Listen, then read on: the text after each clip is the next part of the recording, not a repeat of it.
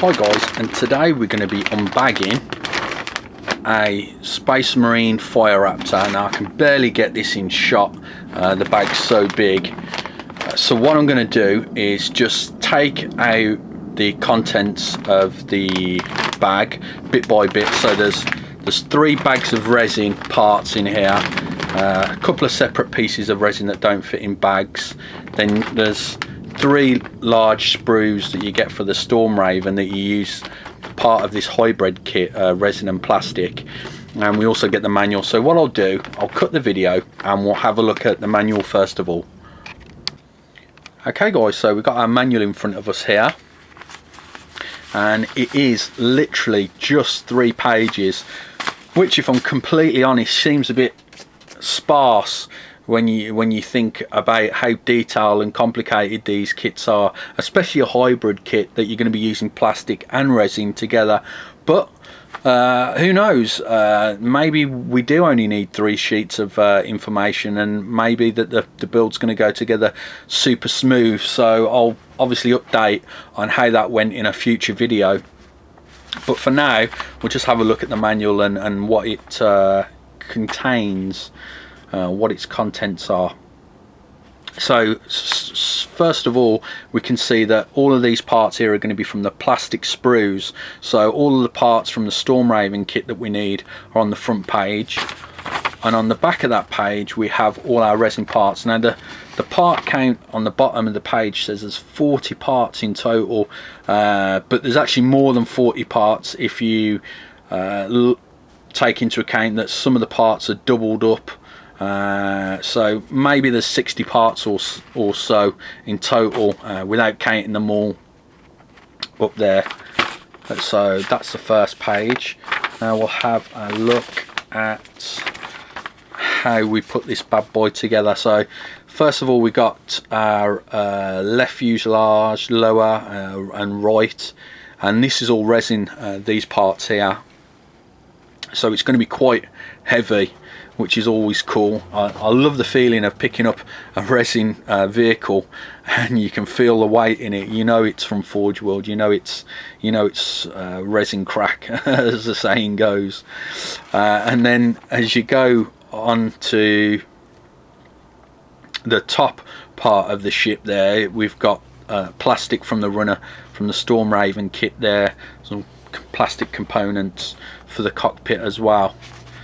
So that's that, and then flip it over, and then we've got some of the right and left wing assemblies there with the engine blocks and so on, engine vents that need to be put in. So it looks really cool there.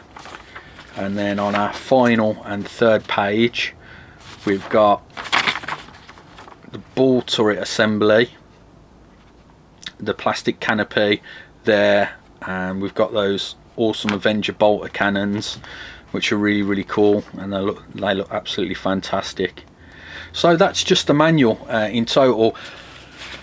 I wish, if I'm completely honest, the manuals were a little bit more detailed. Can you build a Fire Raptor with the manuals that they give you straight out the bag? Yeah, well, I say yeah, I've not built it yet.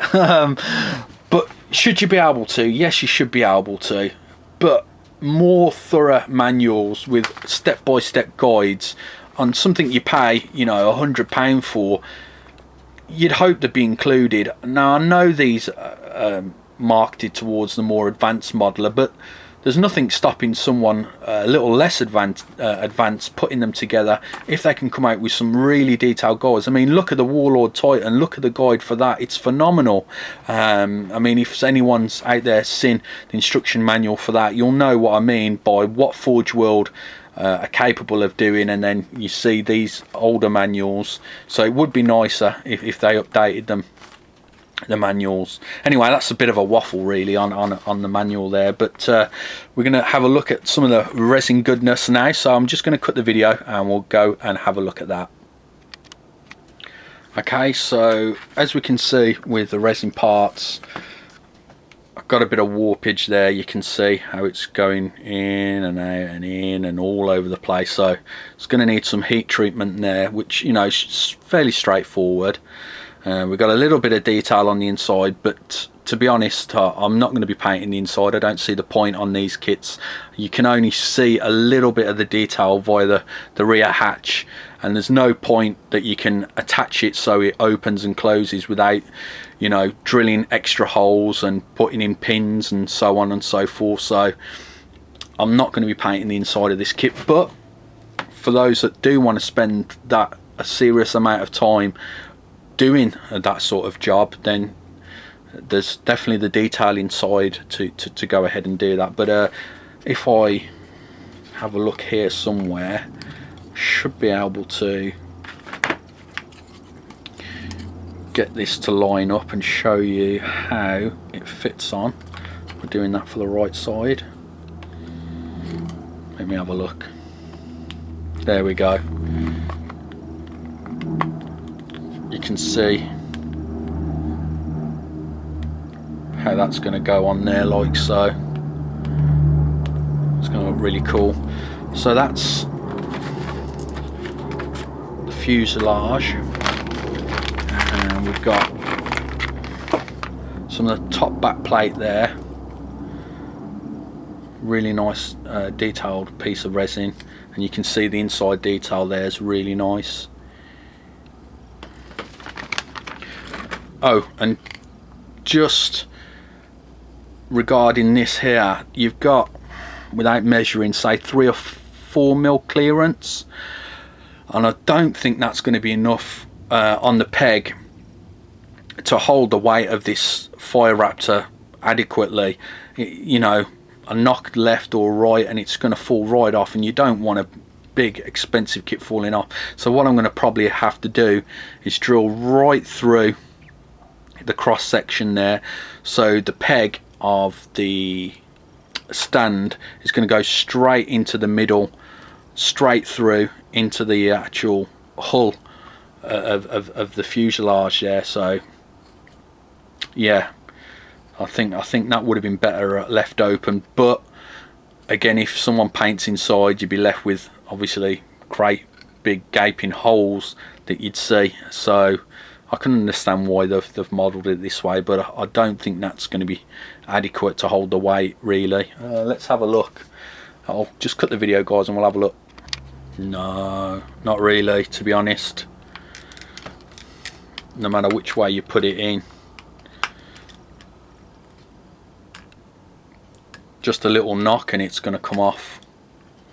It's just not enough clearance to be sturdy enough, so definitely going to have to drill that out. To be honest, so that's a little bit of work that needs to be done. And let's have a look here. We've got some of the engine blocks. Now, I have washed all these parts, believe it or not, but I'm still left with some of the mold release on there, which is not good. So I've just ordered myself some Tamiya sandpaper because I'd run out, so hopefully that'll come in the next 2 or 3 days and I can get started sanding this down. So that's that. We've got, which I think is really cool, we got our back, which goes on, where are we? It'll go on somewhere at the back, like so. Let's have a look at the next bag.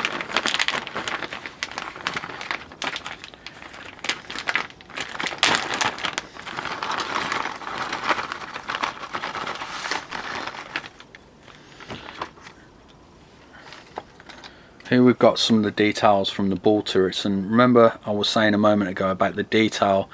It's a shame that all of this lovely detail that you see on the inside is going to be lost because they're going to be sealed in. But again, if you can find a way to magnetize these and put them on the sides so you can unclip them off and you can actually show people the insides and paint all the details and all the computer consoles that you can see inside, they'd look pretty cool. And then you got some of the cockpit details there from the ball turret, pretty cool. And we've got those pretty awesome looking Avenger bolters. Got what I believe is twin linked heavy bolters. These are part of this top plate, I believe they fit in here somewhere. Again, I could be wrong.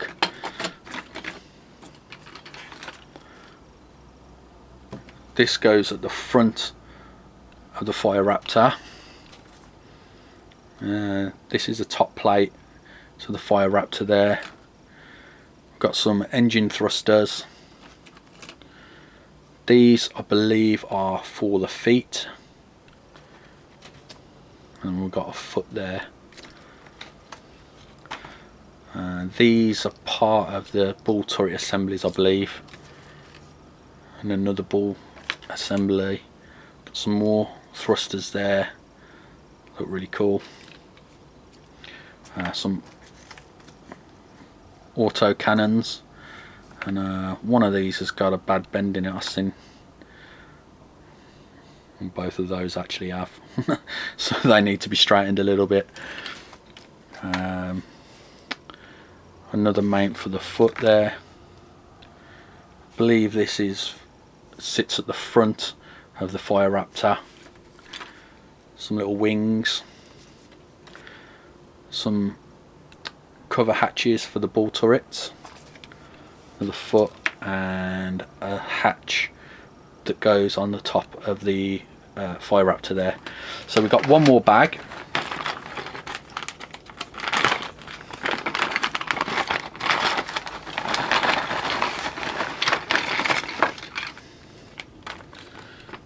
Like I say, guys, there's a lot of resin. This is still wet, this part, actually, from where I cleaned it earlier. One of the wings, or part of the wing I should say. Same again here, really. So one of the joints where the feet come out of, we got two of those. Another wing. Not sure what plate that's for. Another one. Another wing. Some of the arms for the pilots of the ball turrets. We've got a hatch. And last wing. So, like I say, roughly 60 parts without counting each individual one. And then there's about 20 or so parts that we've got to use plastic, but as you can see there, that's quite a big pile of heavy resin for this kit, and I'm super excited to get started, guys. I can't wait. The kit seems to be in good condition.